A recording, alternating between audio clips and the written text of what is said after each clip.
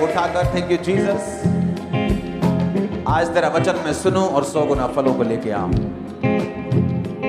ऊंची आवाज से मांगो सब जन।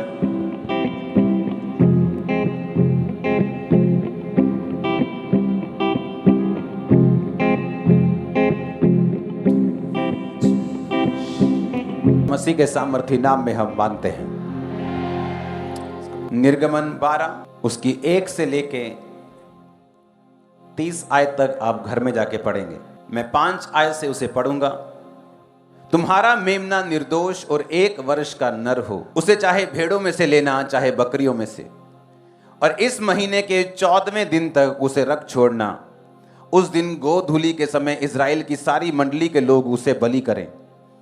तब वे उसके लहू में से कुछ लेकर जिन घरों में मेमने को खाएंगे उनके द्वारों के दोनों अलंगों और चौखट के सिरों पर लगाएं, और वे उसके मांस को उसी रात आग में भूनकर अखमीरी रोटी और कड़वे साग पात के साथ खाएं।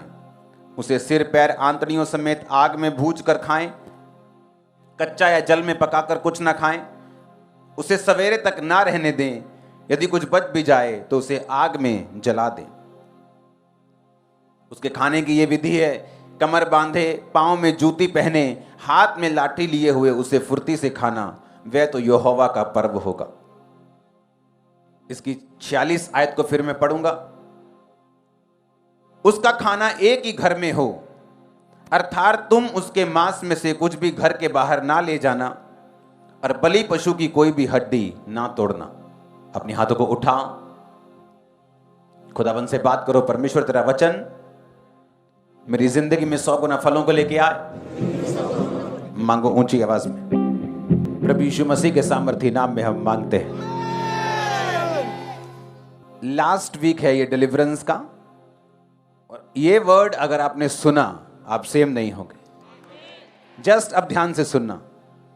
जब परमेश्वर ने इजराइलियों को छुटकारा देना था तो परमेश्वर ने कहा, तुम जब सारे चमत्कार परमेश्वर ने दिखा दिए तो परमेश्वर ने कहा अब फिरौन तुम्हें जाने देगा। तुम क्या करोगे? तुम एक मेमना लोगे अपने अपने घराने की गिनती के अनुसार, और उस मेमने को खाओगे। और खाओगे कैसे? मैंने तुम्हें बता दिया कि वो निर्दोष हो। उसे तुम आग में भूनकर कड़वे साग पात के साथ खाना। तो परमेश्वर ने एक विधि उनको दी। मैं ये वचन आपको क्यों दे रहा हूं ये आपको आगे मालूम होगा। ये एक रोड मैप है आपकी लाइफ के डिलीवरेंस का। जब तक आपकी डिलीवरेंस, आपका छुटकारा, आपकी ब्लेसिंग जो परमेश्वर ने खास आपके लिए रखी है आपकी लाइफ में, जब तक वो नहीं आती, ऐसे बहुत से साल्वेशंस हैं जो आपकी लाइफ के साथ जुड़ी हुई हैं जो आपकी लाइफ में एंटर नहीं कर पाती। ऐसी बहुत सी फिजिकल ब्लेसिंग्स हैं, ऐसी बहुत सी स्पिरिचुअल ब्लेसिंग्स हैं, जब तक आप इन छुटकारों में एंटर नहीं करते आपकी लाइफ में वो एंटर नहीं कर पाती। ऐसे बहुत से वेज है, रास्ते हैं जो परमेश्वर ओपन नहीं करता जब तक आप इस पैटर्न को फॉलो नहीं करते। अब जब परमेश्वर ने उनको छुड़ाना था तो परमेश्वर ने कहा तुम मेमने को खाना। जब तुम मेमना खा लोगे तो उसी रात को मैं उनके पहलोठों को मारूंगा और तुमको मैं आजाद कर दूंगा। अब परमेश्वर ने कहा जब तुम मेमना खाओ उसे वो निर्दोष हो। जब तुम मेमना खाओ तो उसे कड़वे साग पात के साथ खाना। क्या है कड़वा साग पात? आपकी सिन, आपकी पाप वाली जिंदगी, आपकी मिस्र की जिंदगी, मिस्र के वो दुख, वो ताने, वो बीमारियां, वो चीजें, परमेश्वर ने कहा उन्हें याद करना, और फिर उस कड़वे साग पात के साथ तुम परमेश्वर को खाना। उसे सिर पैर आंतड़ियों समेत खाना। सिर को अलग मत करना, पैर को अलग मत करना, ऐसे ही पूरा का पूरा रखना और उसे खाना। सिर कौन है? परमेश्वर ने कहा तुम कलीसिया क्या है? मेरा शरीर। मैं कलीसिया का क्या हूं? सिर हूं। अगर एक देह की उन्नति चाहती है कि शरीर की उन्नति हो तो सब अंग अगर मिलकर काम करते हैं तो देह उन्नति पाती है। कोई बोलता है जी मुझे शुगर है क्योंकि मैं पतला होता जा रहा हूं, मेरी सेहत नहीं बन रही, मुझे शुगर है। क्यों शुगर है? क्योंकि बॉडी में एक अंग होता है पेनक्रियास, जो इंसुलिन का काम करता है, वो काम करना बंद कर देता है और बॉडी जो है शुगर हो जाती है, शुगर से पतले हो जाते हैं, आंखें खराब होनी। एक अंग खराब हुआ तो बाकी चीजें कैसे इफेक्ट होना शुरू होती। परमेश्वर ने कहा तुम शरीर हो, मैं तुम्हारा सिर हूं। यहां पर परमेश्वर ने कहा ना तो सिर अलग हो, ना पांव अलग हो, ना कोई अंग अलग हो, अंदर के अंग भी अलग ना हो, तुम इसी तरह से उनको खाओगे। आज क्यों लोग छुटकारे में नहीं, अगर आप चर्चिस में जाके देखें तो उनकी लाइफ में कई बार और एक आम अन्य जाति की लाइफ में कोई फर्क नहीं। वही फैमिली इश्यूज वो फेस कर रहे हैं जो अन्य जातियां फेस कर रही हैं, वही बीमारियां, वही चीजें, वही कलेश, वही गरीबी, वही श्राप वो फेस कर रहे हैं जो लोग फेस कर रहे हैं। कारण क्या?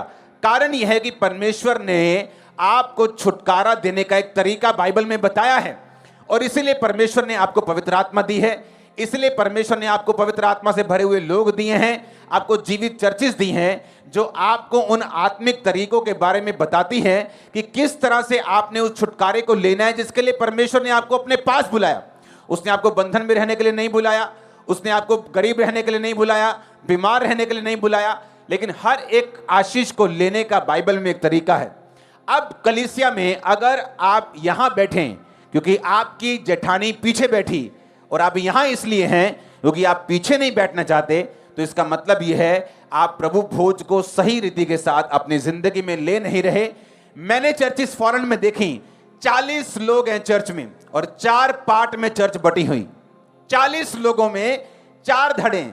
इमेजिन करो चर्च का क्या हाल होगा, और जब वो प्रभु भोज लेते होंगे किस तरह से प्रभु भोज का अनादर करके उसे ले रहे हैं। और इसीलिए वो लोग हमेशा आपको बंधनों में और ऐसे श्रापों में आपको पड़े हुए मिलेंगे जिनमें अन्य जाति भी नहीं आपको कई बार मिलते, ऐसी चीजों में आपको वो मिलेंगे, ऐसी प्रॉब्लम्स में मिलेंगे जो आम लोगों की लाइफ में भी नहीं। क्योंकि परमेश्वर ने कहा जब तुम प्रभु भोज का अनादर करोगे तो तुम निर्बल हो जाओगे, रोगी हो जाओगे, और हो सकता है सो भी यानी मर भी जाओ। मेक श्योर जब आप चर्च में प्रभु भोज लेते हैं, आप एक विश्वासी हैं, आप किसी से अपनी नाराजगी प्रकट कर सकते हैं लेकिन अपने दिल में उसके लिए कड़वाहट पैदा नहीं कर सकते। हालेलुया। मैं लोगों को डांट देता हूं यहां पे, लेकिन बैक स्टेज आप नहीं जानते हम कैसे मिलते हैं एक दूसरे के साथ, प्रेम में, आनंद में। क्योंकि काम के टाइम मुझे काम चाहिए और दिल में आपके कुछ नहीं होना चाहिए। हालेलुया। अगर कुछ लोग मुंह के मीठे होते हैं लेकिन दिल में कड़वाहट रखते हैं, आपको दिल को साफ करना है बिल्कुल। अगर कोई ऐसा जन है जिसे आप बुलाते नहीं और वो चर्च में मौजूद है, जाते वक्त आप उसे जय मसीह की बोले। मैं नहीं चाहता आप कपटी लोगों के साथ दोस्ती रखें।